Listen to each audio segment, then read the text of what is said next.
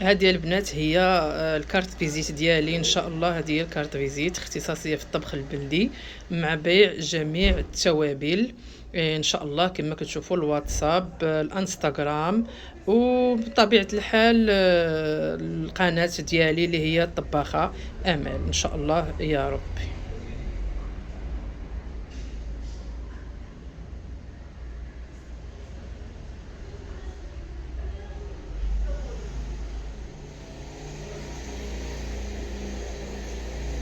السلام عليكم ورحمة الله وبركاته. كديرين؟ لاباس عليكم؟ ان شاء الله يا ربي تكونوا كلكم بخير وعلى خير، وتكونوا في تمام الصحة والعافية ان شاء الله يا رب. الصلاة والسلام على حبيبنا محمد وعلى آله وصحبه وسلم تسليما. كيف ما قلت لكم البنات في الفيديو السابق اللي كنت افتتحته معكم بعد غياب طويل جدا جدا، وبهذه المناسبة كنبغي بعدا نشكر جميع المتتبعات بالكلام الطيب والتعاليق الزوينه اللي خليتوا لي بحقي.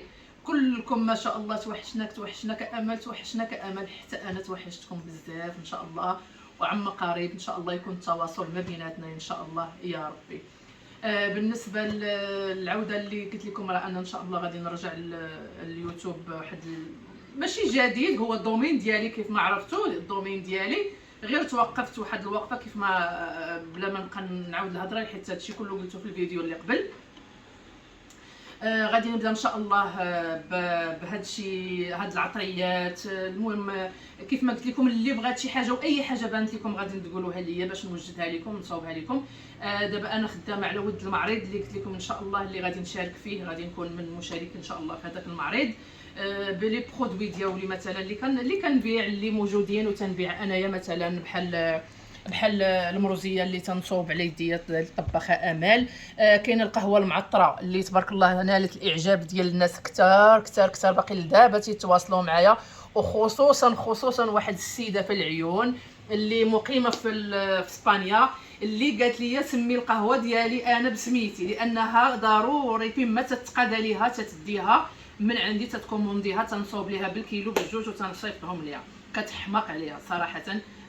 قهوه عاديه بالعشوب عاديين، ماشي العشوب وانما حوايج اللي هما في الدار بحال بسيبيساق، عقلان نافع، حبه حلاوه، اللوز، الكركاع، المهم الباديانا، المهم شي حوايج اللي هما زوينين تيزيدوها نكهه زوينه. كاين السمن من طبيعه الحال، كاين السمن البلدي الفري، كاين السمن، وكاين العلك الصحراوي اللي تبارك الله ما شاء الله داير ضجه دابا، اللي داير ضجه، والفوائد ديالو على الذات على البشره. المهم العلك الصحراوي، وخصوصا اتاي بالعلك الصحراوي. وكاينه البصله المجففه، وكاينه الثوم بالاعشاب، الثومه من السما، وكاينين من طبيعه الحال المساخن، وكاينين المساخن. هادشي اللي كاين حبيباتي. وغادي يكونوا كيف ما قلت لكم حويجات، غيكونوا جليلبات، غادي يكونوا قفيطنات، غادي يكونوا حويجات. المهم باش غادي نبداو نديروا دعايه للمنتوجات ديالنا ان شاء الله، وتكون بادره خير، وتكون فاتحه خير علينا وعليكم وعلى الامه الاسلاميه ان شاء الله.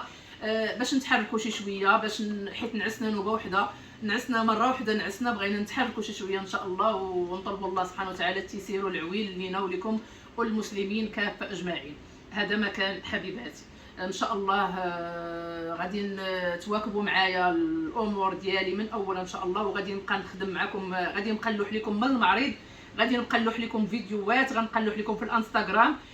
راني درت الكارت فيزيت البنات، هادشي كله ان شاء الله غادي نوضحوا لكم ان شاء الله، وغادي نوريكم. درت كارت فيزيت ديالي اللي فيها القناه ديالي، فيها الانستغرام ديالي، وفيها الواتساب ديالي.